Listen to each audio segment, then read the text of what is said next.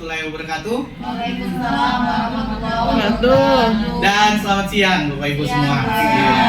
Oke, dalam rangka Hari Sumpah Pemuda hari ini juga terkait dengan kekayaan budaya. Jadi hari ini kita menggunakan baju adat masing-masing. Dan hari ini saya akan menyampaikan terkait dengan menyebarkan pemahaman budaya positif. Jadi budaya positif di sini adalah budaya yang bisa dikembangkan di sekolah, terutama budaya-budaya yang positif. Nah, sebelumnya saya akan memperkenalkan dulu pemateri dan juga pengajar praktik dari saya. Saya Pak Hasrul, CGP Angkatan 9. Kemudian pengajar praktik saya adalah Pak Wiono. Dan kemudian fasilitator saya adalah Ibu Ica Trismaya Santi. Jadi 3 orang ini yang adalah orang yang akan menilai terkait dengan tugas-tugas yang akan saya kerjakan. Kemudian agenda kegiatan yang akan kita lakukan hari ini, yang pertama pembukaan, ini sudah yang kita lakukan sekarang. Kemudian pemahaman inti terkait budaya positif, umpan balik, kemudian refleksi, dan terakhir penutup. Ini adalah langkah-langkah yang akan kita lakukan pada siang hari ini.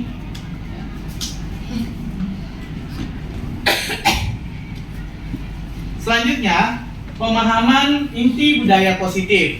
Bapak Ibu, terkait dengan pemahaman inti budaya positif, ada beberapa hal yang Bapak Ibu harus ketahui terkait budaya positif. Yang pertama adalah perubahan paradigma belajar. Yang kedua adalah disiplin positif. Yang ketiga adalah nilai-nilai kebajikan universal, kebutuhan dasar manusia, motivasi perilaku manusia, posisi kontrol guru, keyakinan kelas, dan segitiga restitusi.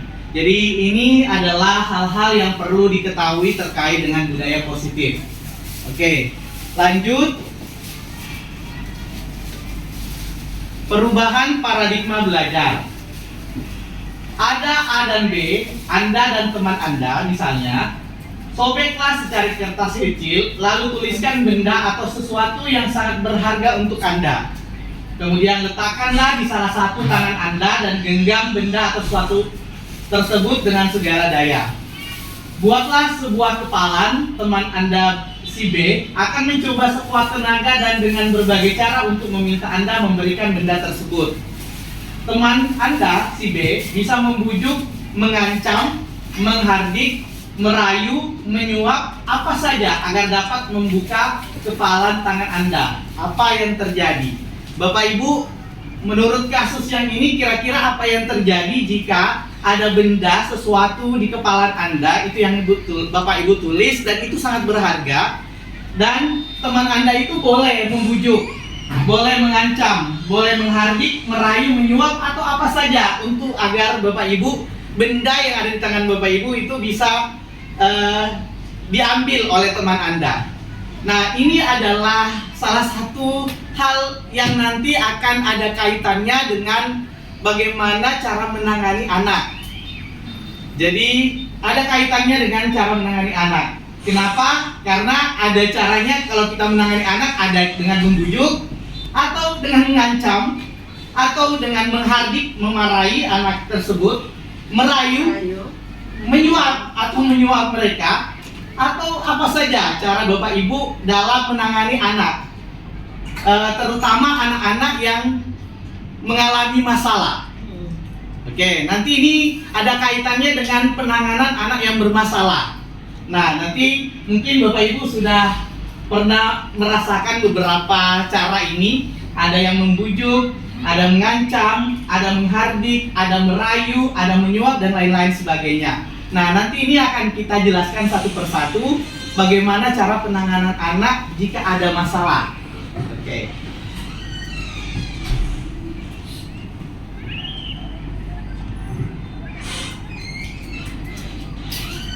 Kemudian perubahan paradigma kedua adalah pembelajaran berdiferensiasi. Dari kata bahasa Inggris itu different, artinya berbeda. Penanganan anak itu berbeda. Karena dalam satu kelas kita yakin dan percaya bahwa anak itu berbeda-beda. Tidak hanya ada yang kuat secara kognitif, tapi ada yang kuat secara kinestetik atau psikomotorik. Jadi itu penanganannya berbeda dan cara memberikan materinya pun sebenarnya berbeda. Nah, ini yang dimaksud dengan pembelajaran berdiferensiasi. Pembelajaran berdiferensiasi itu ada 3 caranya. Diferensiasi konten, jadi isi materi yang ingin disampaikan itu harus berbeda masing-masing anak. Jadi anak yang punya kekuatan gaya belajar audiovisual itu harus dihadirkan materi yang berkaitan dengan itu. Kemudian ada yang kekuatannya mendengar, berarti Bapak Ibu harus menghadirkan sesuatu yang didengar oleh mereka. Nah, itu yang dimaksud dengan berdiferensiasi konten. Kemudian ada juga yang berdiferensiasi proses. Nah, proses ini adalah langkah-langkah atau strategi mengajar. Jadi tidak hanya melulu konvensional, kita hanya menyediakan materi atau slide terus kita jelaskan, tidak. Namun proses di sini artinya anak-anak itu semua kebutuhannya tercapai. Makanya ada anak yang mungkin pada saat kita menjelaskan tidur karena dia tidak merasa gaya belajarnya terwakili. Karena dia misalnya kita hanya menjelaskan, padahal itu sukanya bergerak. Nah, itu yang dimaksud dengan berdiferensiasi proses. Dan yang terakhir adalah berdiferensiasi produk. Jadi hasilnya pun juga harus berbeda-beda. Jadi tidak hanya kalau dalam bahasa Inggris itu misalnya menulis teks. Ada yang menulis teks dalam bentuk teks ditulis saja langsung. Ada yang bisa dalam video, gambar, terus ada teksnya. Jadi itu semua mewakili. Jadi ada anak yang hanya secara visual, ada yang secara audiovisual, itu semua gaya belajarnya terwakili. Jadi ini yang dimaksud dengan berdiferensiasi. Mungkin Bapak Ibu bilang, wah repot Bapak Ibu, kenapa kalau berdiferensiasi kan harus mewakili semua, harus menyusun itu. Ya memang idealnya repot, tapi nanti kalau sudah menguasai caranya, Bapak Ibu nanti juga enak. Jadi anak-anak semua bisa terwakili dan bisa berpartisipasi aktif dalam pembelajaran.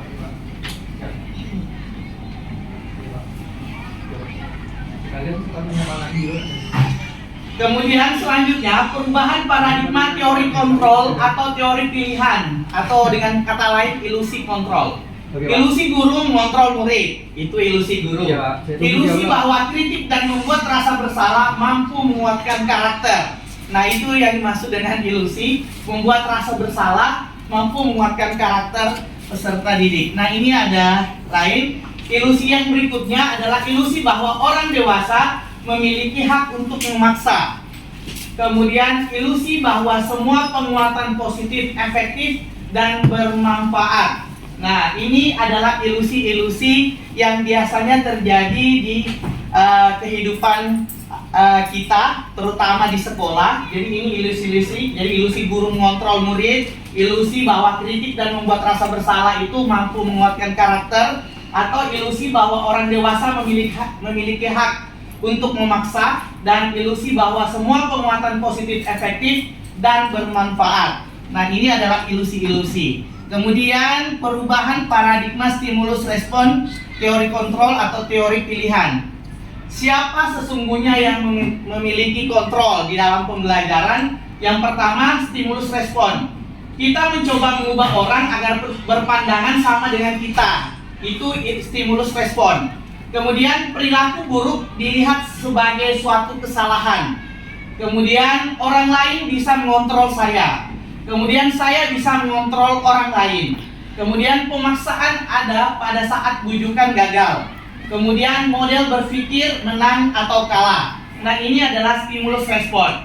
Kalau teori kontrol atau pilihan, itu kita berusaha memahami pandangan orang lain tentang dunia. Jadi kita memahami pandangan mereka tentang dunia. Semua perilaku memiliki tujuan. Jadi semua perilaku itu ada tujuannya. Kemudian hanya ada yang bisa mengontrol diri Anda. Hanya Anda yang bisa mengontrol diri Anda. Kemudian Anda tidak bisa mengontrol orang lain. Kolaborasi dan konsensus menciptakan pilihan baru. Kemudian model berpikir menang-menang. Jadi kalau yang di sebelah sini stimulus respon itu menang kalah, kalau di sini menang-menang. Jadi semuanya menang. Jadi tidak ada yang kalah. Nah, ini adalah paradigma berpikir kurikulum baru. Nah, selanjutnya setelah penjelasan paradigma tersebut, kita masuk ke dalam disiplin positif. Apa itu disiplin positif?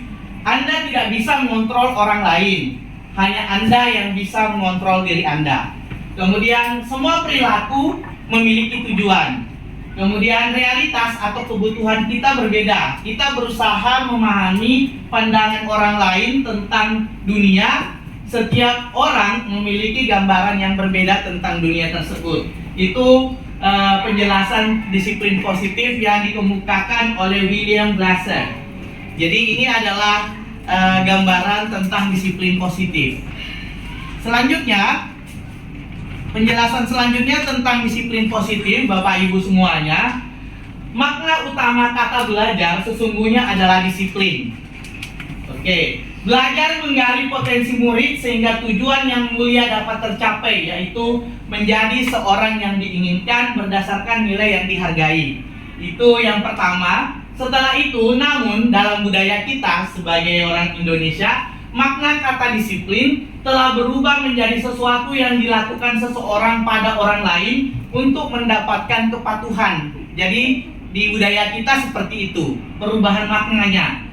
Kecenderungan umum adalah menghubungkan kata disiplin dengan ketidaknyamanan. Jadi disiplin itu ketidaknyamanan, bukan dengan apa yang kita hargai atau pencapaian suatu tujuan mulia. Nah, ini adalah pergeseran dari makna aslinya di disiplin positif menuju yang ini pandangan kita sekarang yang berada di sini. Kemudian, disiplin positif merupakan salah satu cara penerapan disiplin yang bertujuan untuk menumbuhkan kesadaran serta memberdayakan murid tanpa imbalan penghargaan, ancaman, atau hukuman. Nah, yang diinginkan kurikulum merdeka adalah yang ini. Disiplin positif yang diinginkan adalah ini.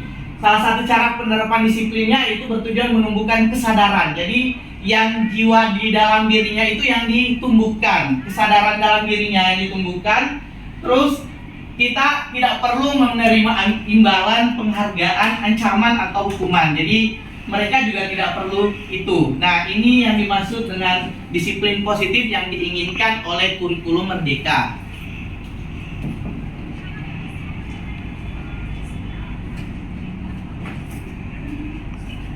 Selanjutnya, kita pindah ke nilai-nilai kebajikan universal.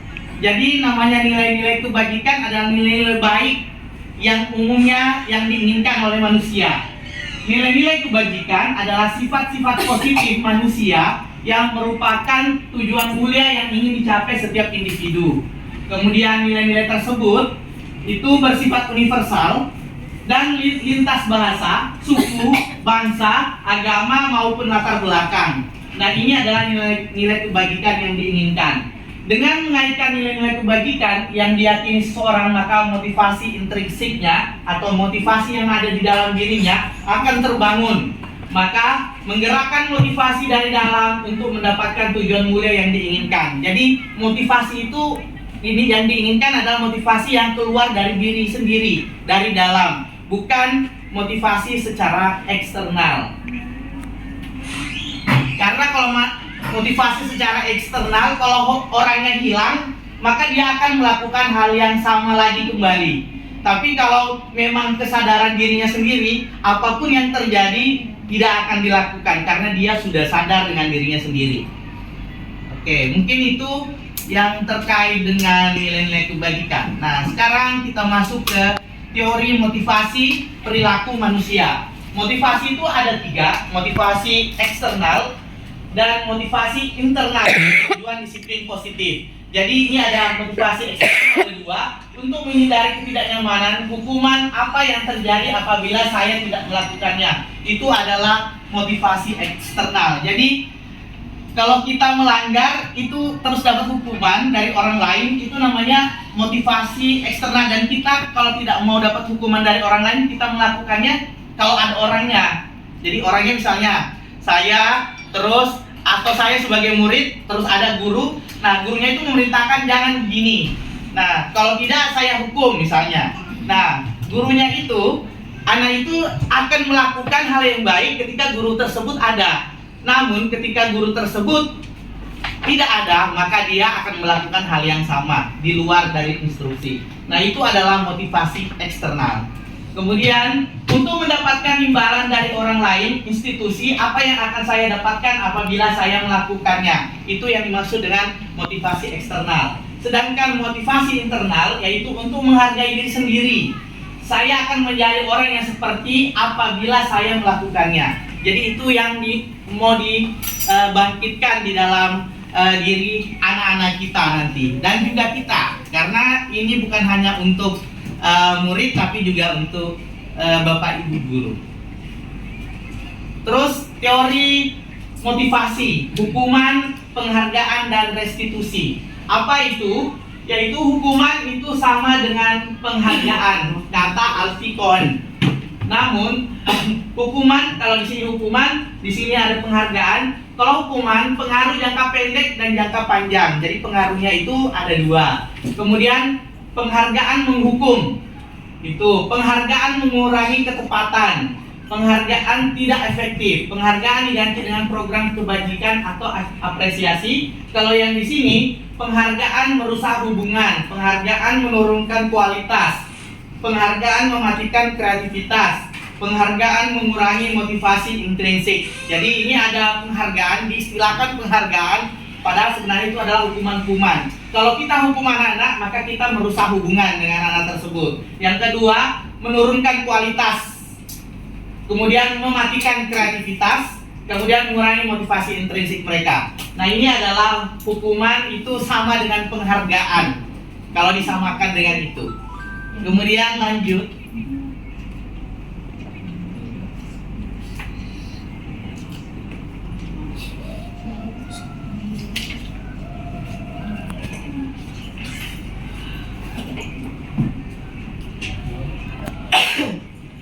Nah, Bapak Ibu, hukuman, konsekuensi, dan restitusi itu berbeda. Untuk hukuman tidak terencana atau tiba-tiba itu adalah hukuman. Kemudian murid tidak tahu apa yang akan terjadi atau tidak dilibatkan, itu hukuman. Kemudian bersifat satu arah, berupa hukuman fisik atau psikis, itu adalah hukuman. Kemudian murid akan tersakiti. Murid belajar menyembunyikan kesalahan. Jadi yang terjadi sekarang adalah kalau anak itu mau dihukum, itu dia sembunyikan kesalahannya. Kalau kayak pacaran kan sering terjadi, dibilang pacaran terus dihukum, akhirnya pacaran sembunyi-sembunyi. Nah, itu yang dimaksud dengan murid belajar menyembunyikan kesalahan. Jadi kalau dihukum. Nah, konsekuensinya adalah terencana, disepakati sesuai peraturan. Itu yang namanya konsekuensi. Jadi ada beda ya Bapak Ibu, hukuman dan konsekuensi. Kalau konsekuensi itu sudah terencana, kemudian disepakati sesuai peraturan. Murid tetap dibuat tidak nyaman, tapi murid tetap tidak nyaman. Sikap guru selalu memonitor murid. Kemudian murid belajar mematuhi peraturan. Itu namanya konsekuensi. Kalau restitusi, itu proses menciptakan kondisi bagi murid untuk memperbaiki kesalahan. Kemudian proses kolaboratif yang mengajarkan murid untuk mencari solusi sendiri. Kemudian murid mendapatkan penguatan. Nah, kurikulum Merdeka ini sebenarnya maunya sangat ideal. Namun di lapangan terkadang sangat sulit untuk dilaksanakan. Nah, ini Bapak Ibu yang tapi mudah-mudahan dengan ini setidaknya kita punya sedikit ilmu, tidak terlalu nanti melulu hukuman atau konsekuensi yang didapatkan oleh murid, namun restitusi yang kita berikan.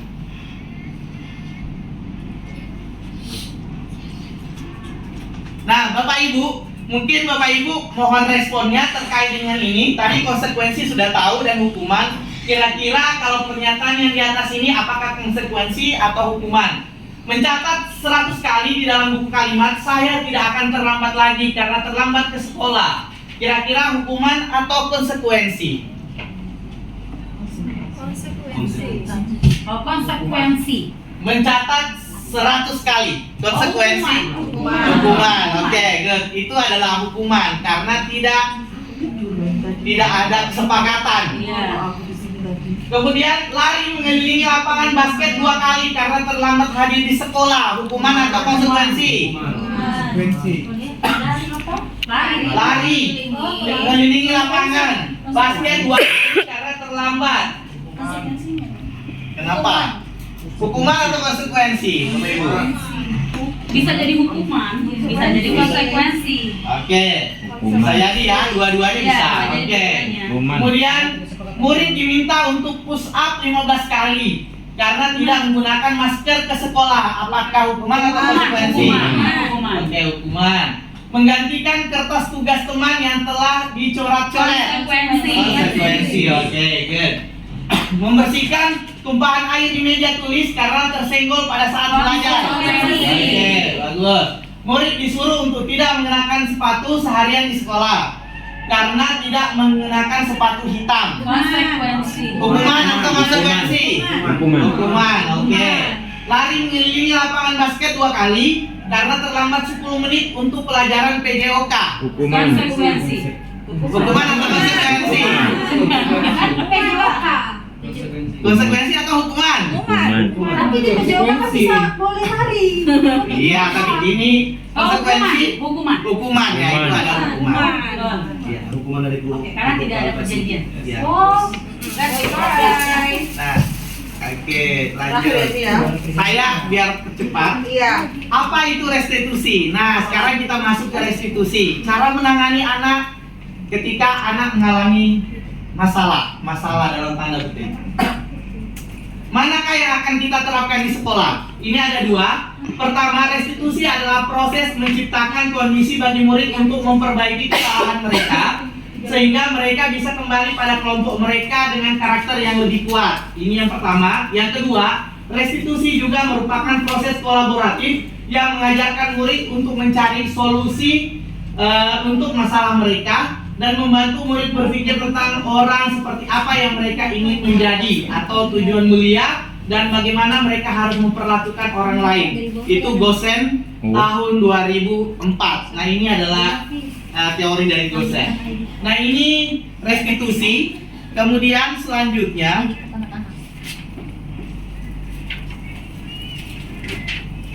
kebutuhan dasar manusia, yaitu segala sesuatu yang kita lakukan untuk mendapatkan apa yang kita inginkan. Seluruh tindakan yang kita lakukan memiliki tujuan tertentu dan semua usaha terbaik yang kita lakukan adalah dalam rangka agar kebutuhan dasar terpenuhi dengan baik. Jadi, kalau kebutuhan dasarnya terpenuhi, maka kita akan melakukan tindakan dan usaha yang terbaik agar supaya kebutuhan dasar itu tercapai.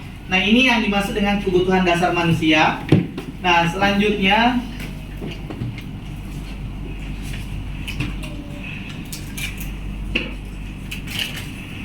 ini adalah kebutuhan dasar manusia yang diinginkan. Pertama, makanan, itu kebutuhan dasar. Pakaian, tempat tinggal, keamanan, dan kesehatan. Selanjutnya, kebutuhan dasarnya lagi yang lain adalah rasa diterima, dipedulikan, berbagi, kerjasama, menjadi bagian dalam kelompok. Nah, itu kebutuhan dasar. Kemudian selanjutnya kebutuhan dasar manusia yang lainnya adalah harga diri. Kemudian keinginan untuk dianggap. Kemudian memimpin, berprestasi, diakui dan didengar. Nah, itu adalah kebutuhan dasar. Kemudian yang lainnya adalah mandiri, memiliki pilihan, mencoba hal baru, mampu mengendalikan arah dirinya. Nah, itu adalah kebutuhan dasar manusia. Kemudian bermain, humor, antusiasme, dan tertawa. Nah, itu adalah juga kebutuhan dasar. Jadi jangan heran kayak Bu Yori itu membuat humor di ini karena kita ini butuh kebutuhan dasar kita terpenuhi melalui humornya Bu Yori. Nah, itu yang dimaksud. Jadi kita butuh itu. Jadi tidak mesti harus tegang terus, harus mukanya itu kayak orang mau makan orang lain. Nah, itu nggak perlu. Jadi perlu tertawa. Oke, jadi itu adalah kebutuhan dasar. Jadi kalau ada yang kayak ibu siapa lagi, ibu-ibu yang muda-muda ini mau pergi refreshing, nah itu juga kebutuhan dasar. Jadi jangan heran, tidak boleh Akhir dipepet. tahun bro, healing kita. Kepula itu bukan kesalahan. Ya, itu karena kebutuhan dasar. Kalau nongkil. Lanjut. Nanti bisa ya bro. Kemudian ini posisi kontrol guru, Bapak Ibu. Nah, ini yang mungkin kita harus pelajari. Itu kayak Posisi kontrol. Posisi kontrol pertama adalah penghukum. Jadi ada Bapak Ibu guru di sini yang merasa posisi kontrolnya sebagai penghukum. Nah, mungkin boleh berefleksi terhadap diri sendiri. Kemudian yang kedua, pembuat merasa bersalah. Jadi kita selalu membuat mereka merasa bersalah. Memang. Nah, apakah itu? Nah, kita juga harus berefleksi Ya. karena tidak luput dari ini semua. Atau kita sebagai teman dengan murid. Kemudian ada pemantau, jadi kita mantau saja memantau. Atau manajer, manajer ini adalah tingkatan yang paling bagus, yang bisa posisi kontrol yang paling bagus. Jadi dari 5 kontrol ini, itu yang sedang itu adalah teman, pemantau, dan manajer. Kalau yang ini tidak disarankan di kurikulum Merdeka sebagai penghukum dan pembuat merasa bersalah. Bu Yori gimana? Ya.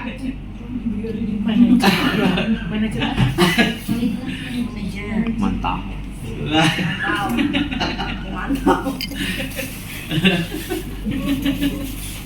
Oke, selanjutnya. Contoh penerapan posisi kontrol guru, kasusnya adalah siswa tidak menggunakan atribut lengkap saat upacara. Nah, hormat kepada bendera selama 1 jam. Itu adalah penghukum. Kemudian, sudah berapa kali Bapak Ibu mengingatkan peraturan ini? Kamu selalu saja mengecewakan Bapak Ibu. Nah, itu adalah pembuat merasa bersalah. Oh, banyak. Kemudian, selanjutnya teman. Nggak merasa. Ayo dong ikuti peraturan sekolah. Bapak Ibu kan sudah mengingatkan, lain kali jangan begini lagi ya. Nah, itu teman. Best friend. Kemudian selanjutnya Dianggap teman malah melunjak. Itu bestie. kemudian pemantau. Kamu sudah melanggar aturan sekolah. Setelah upacara beli lagi atribut yang tidak lengkap di koperasi dan jangan lupa lagi. Nah, itu adalah pemantau. Mantap ini. Pedagang. Lanjut, manajer. Apa kamu tahu kesalahanmu hari ini? Bagaimana cara kamu memperbaiki kesalahanmu? Ya. Nah, itu posisi manajer. Ini agak sulit. Posisi manajer itu sebagai kontrol guru itu paling sulit. Biasanya yang bisa dilakukan teman atau pemantau. Kalau manajer ini sudah tingkatannya sudah sangat sabar gurunya. Sangat sabar, super sabar. Malaikat kali. Ya. Mulai semester depan. Oke, Bu Ade mau mulai semester depan sudah mau jadi manajer. Oke, good. Posisi kontrol, apakah saya? Bapak Ibu, saya kecewa sekali dengan kamu. Apa kira-kira itu? Membuat rasa bersalah. Oke, good. Kamu tidak pernah benar melakukannya. Ya, bersalah juga. Ayolah, lakukan demi ibu bapak. Oke. Apa rencanamu untuk Oke. Kamu selalu menjadi yang terakhir. Bersalah. Oke, good. Kemudian, kamu tidak akan mendapatkan nilai jika tidak mengerjakan tugas. Hukuman. Menghukum. Jadi ini adalah menghukum. Oke. Besok tugas kita ya. Dengerin bahasa pembina menghukum nih. Keyakinan kelas. Sekarang kita pindah ke keyakinan kelas. Kalau dulu istilahnya itu di dalam kurikulum yang dulu itu istilahnya itu kontrak belajar. Kalau dosen-dosen itu bilang kontrak belajar. Kalau dulu ada namanya kesepakatan kelas. Nah, atau peraturan kelas. Nah, sekarang di kurikulum Merdeka itu namanya keyakinan kelas. Jadi berubah. Tapi itu ada langkah-langkahnya untuk membuat ini. Prakteknya kan begitu. Mengapa keyakinan kelas? Mengapa bukan peraturan kelas? Jadi kayak kita ada peraturan kelas juga. Nah, keyakinan kelas itu adalah step yang lebih jauh dari peraturan kelas. Kenapa demikian? Mengapa kita memiliki peraturan harus menjaga kebersihan sekolah? Kenapa harus begitu? Kemudian mengapa kita memiliki peraturan tidak boleh melakukan kekerasan di sekolah? Kemudian mengapa kita memiliki peraturan harus menggunakan helm bila mengendarai kendaraan roda 2? Kemudian mengapa kita memiliki peraturan harus datang tepat waktu ke sekolah? Nah, ini adalah mungkin gambaran yang bisa pertanyaan-pertanyaan yang hadir tentang peraturan. Nah, ini nanti pertanyaan-pertanyaan ini ada kaitannya dengan keyakinan kelas.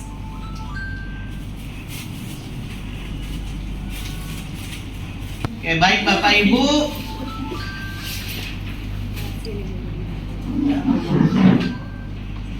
Baik Bapak Ibu, sekarang keyakinan kelas. Keyakinan kelas itu bersifat abstrak, jadi abstrak, tidak nyata, berupa pernyataan universal, jadi pernyataannya umum, dibuat dalam pernyataan positif, jadi selalu ada positif. Sedikit saja agar tumbuh mudah diingat, jadi sedikit tapi mudah diingat. Sesuai dengan kondisi kelas dan sekolah sehingga mudah diterapkan. Kemudian semua warga kelas, sekolah dilibatkan saat membuat keyakinan kelas. Kemudian keyakinan kelas dibuat untuk mendukung motivasi intrinsik, kembali ke nilai-nilai keyakinan lebih menggerakkan seseorang dibandingkan mengikuti peraturan-peraturan. Yang dilibatkan itu adalah yang di intrinsik, yang ada di dalam. Jadi kesadaran dirinya yang ditumbuhkan, bukan eksternal, faktor eksternal.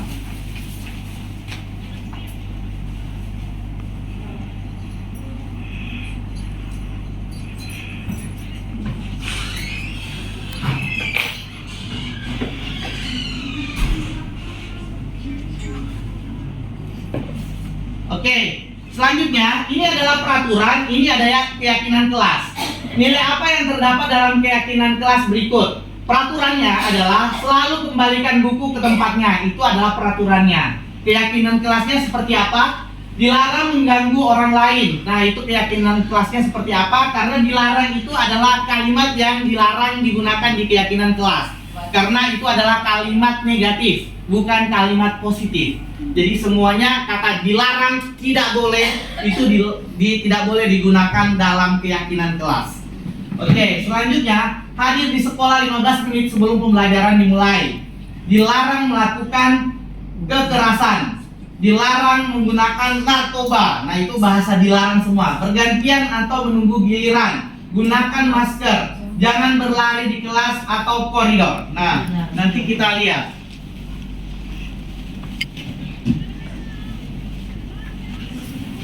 Nah, segitiga restitusi, kita masuk ke segitiga restitusi. Segitiga restitusi di sini adalah suatu proses dialog yang dijalankan oleh guru dalam menangani kasus indisipliner murid agar dapat menghasilkan murid yang mandiri dan bertanggung jawab. Segitiga restitusi itu adalah yang pertama yang dilakukan adalah menstabilkan identitas. Apa itu menstabilkan identitas? Nanti kita bahas satu persatu. Yang kedua, validasi tindakan yang salah. Yang ketiga, menanyakan keyakinan. Saya akan menjelaskan satu persatu terkait menstabilkan identitas, validasi tindakan yang salah, dan menanyakan keyakinan. Contoh, pertama, anak yang terlambat apel. Kalau menstabilkan identitas, nanti tuh tanyanya seperti ini. Semua orang, jadi nanti sebelum menanyakan bahwa dia bersalah, kita harus memberikan suatu statement positif dulu. Misalnya seperti ini. Semua orang itu pernah salah. Bilang gitu dulu di awal. Semua orang itu pernah salah. Jadi kamu nggak usah merasa bersalah. Nah, bilang gitu. Kamu tahu tidak? Kamu terlambat ini adalah suatu perbuatan yang salah. Nah, jadi dia distabilkan dulu. Jadi dia nggak merasa langsung down. Terus itu adalah validasi tindakan yang salah. Itu tadi yang saya katakan. Kamu tahu nggak? Terlambat itu adalah salah. Itu adalah validasi. Nah, karena seharusnya datangnya adalah jam segini, tapi kamu datangnya jam segini. Nah, itu adalah validasi. Kemudian menanyakan keyakinan itu adalah kira-kira kalau kamu terlambat seperti itu lagi, kira-kira menurut kamu itu salah tidak? Dan kemudian apakah kamu ingin mengubah? Nah, caranya begitu. Jadi tidak langsung kamu salah. Kenapa ini segitiga restitusi dilakukan? Karena kita harus melihat dari semua perspektif. Karena anak-anak itu terlambat itu berbeda-beda alasannya. Jadi bukan hanya ada anak terlambat itu karena mungkin ban motornya pecah di jalan. Jadi kita harus tanya dulu, jangan langsung kamu terlambat dan seterusnya. Atau anak itu sebenarnya punya masalah di rumah. Punya masalah di rumah, terus terlambat bangun. Atau ada juga kasus yang anak tidur di kelas. Itu kita marahi, kenapa kamu tidur di kelas? Ternyata padahal malamnya anak tersebut mungkin saja belajar sampai larut malam. Tapi karena paginya belajar ngantuk. Nah, bisa saja seperti itu. Jadi kita harus melihat dari segala perspektif. Jadi jangan langsung dihukum, kamu kenapa tidur? Nah, karena mungkin saja karena ada alasan tertentu. Dia belajar sebenarnya malamnya, tapi karena kondisinya salah secara belajarnya, maka akhirnya kita jadi tadi posisi kontrol penghukum yang guru tadi. Nah, makanya pentingnya dilaksanakan segitiga restitusi. Segitiga restitusi adalah kita stabilkan identitas dulu. Kita bilang semua orang pernah salah. Saya juga pernah salah. Kita juga ketika kita menghadapi anak tersebut. Nah, tahu nggak tidur di kelas itu adalah perbuatan yang salah? Nah, itu adalah validasi tindakan yang salah. Nah, kira-kira kalau kamu salah, kira-kira apa yang akan kamu lakukan untuk mengatasi masalahmu itu? Nah, itu yang dimaksud dengan menumbuhkan keyakinan atau kesadaran diri mereka sendiri. Nah, terlalu ideal kan maunya kurikulum kita? Nah, kalau Bapak Ibu bisa melaksanakan ini dan berhasil, Bapak Ibu sangat luar biasa. Kemudian segitiga restitusi berdasarkan prinsip bahwa membuat kesalahan adalah bagian dari pelajaran, sehingga murid yang berbuat salah menjadi positif terhadap dirinya. Itu namanya menstabilkan identitas. Berbuat salah itu wajar, itu bisa dikatakan salah satu ucapan yang bisa dilakukan. Tidak ada manusia yang sempurna. Itu adalah menstabilkan identitas, kata-kata yang bisa digunakan. Ibu bapak jangan pernah melakukan itu. Ibu bapak tidak mau mencari siapa yang salah, tapi ibu bapak ingin mencari solusi permasalahan ini. Nah, ini adalah kata-kata yang bisa digunakan untuk menstabilkan identitas ketika melihat permasalahan di kelas ataupun di sekolah.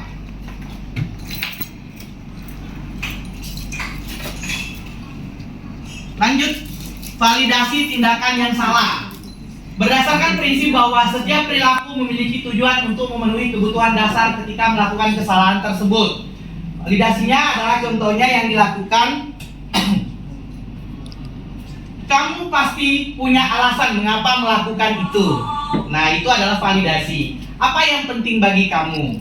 Kamu bisa saja melakukan hal yang lebih buruk, tapi kamu tidak melakukannya, kan? Kamu boleh tetap berusaha menjaga sikap itu, tapi tambahkan sikap yang lain yang baru. Apakah kamu bisa melakukan dengan lebih baik besok lagi? Nah, itu adalah contoh kata-kata yang bisa digunakan validasi tindakan yang salah. Lanjut, menanyakan keyakinan. Dari segitiga restitusi, yaitu bisa mengatakan apa keyakinan kelas kita, nilai-nilai apa yang telah disepakati bersama, kamu ingin menjadi orang yang seperti apa, kemudian seperti apa gambaran kelas yang ideal menurut kamu, apa yang kamu rasakan ketika kamu melakukan itu. Itu adalah bahasa yang bisa digunakan ketika melakukan menanyakan keyakinan di dalam segitiga restitusi. Kemudian yang berikutnya adalah refleksi. Hal baru apa yang mengubah paradigma saya? Perasaan apa yang muncul selama mengikuti diskusi ini? Nah, Bapak Ibu, mungkin ada yang bisa mengutarakan hal baru apa yang Bapak Ibu bisa hal baru apa yang mengubah paradigma Ibu sendiri atau Bapak di sini? Kemudian perasaan apa yang muncul selama mengikuti diskusi ini? Kira-kira perasaannya seperti apa setelah mengikuti ini? Mungkin ada yang bisa mengutarakan, satu orang atau dua orang. Apa kira-kira paradigma yang perlu diubah? Atau ada yang perlu diubah atau sudah dilaksanakan oleh Bapak Ibu sendiri paradigma tersebut? Tadi ada beberapa penjelasan dari awal. Mungkin Bapak Ibu ada yang bisa memberikan sedikit komentar ya, Ibu Yani. Lebih sering jadi guru menjudge atau menghukum. Oh, itu Bapak Ibu Ibu Yani merasa lebih Sering menghukum. posisi kontrolnya sebagai penghukum lebih sering. Oke, ada lagi yang lain? Jadi posisi kontrolnya Ibu Yani katanya lebih sering sebagai penghukum. Oke, ada lagi?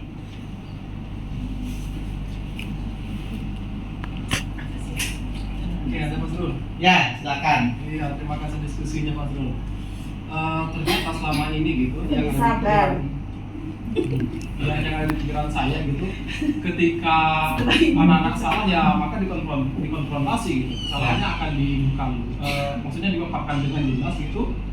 Kemudian dikasih solusi. Itu yang selama ini kita lakukan. Saya khususnya ternyata nggak gitu gitu pendekatan. Lebih mengarah kepada hubungan yang setara atau bahkan satu tingkat di atasnya. Padahal yang ada selama ini kita guru ya mesti benar dan segala. Oke, terima kasih Pak Agus atas ininya. Ada lagi Ibu Anif? Setelah mengikuti Ya, kenapa Bu? akan lebih sabar. Oke, jadi Bu Anif ingin menjadi lebih sabar. Jadi posisi kontrolnya sebagai apa ini? Jadi sabar. Ingin membuat dirinya menjadi posisi kontrol apa? Manajer. Oke, Bu Anif mau menjadi posisi kontrol manajer. Oke, terima kasih Ibu Anif atas ininya. Oke, mungkin Biar kamu senyum. itu ada lagi yang lain. Biar kamu senyum. Oke, mungkin itu saja Bapak Ibu penjelasan saya hari ini. Semoga bermanfaat budaya positif tadi dan mudah-mudahan ada yang bisa kita ambil atau petik dari materi hari ini. Bapak Ibu, terima kasih atas kesempatannya hari ini untuk menghadiri presentasi saya untuk aksi nyata untuk modul 1.1.4 terkait dengan budaya positif. Terima kasih dan saya akhiri. Wassalamualaikum warahmatullahi wabarakatuh. Dan selamat siang. Siang. Terima kasih Mas Terima Rul. kasih. Terima kasih waktunya.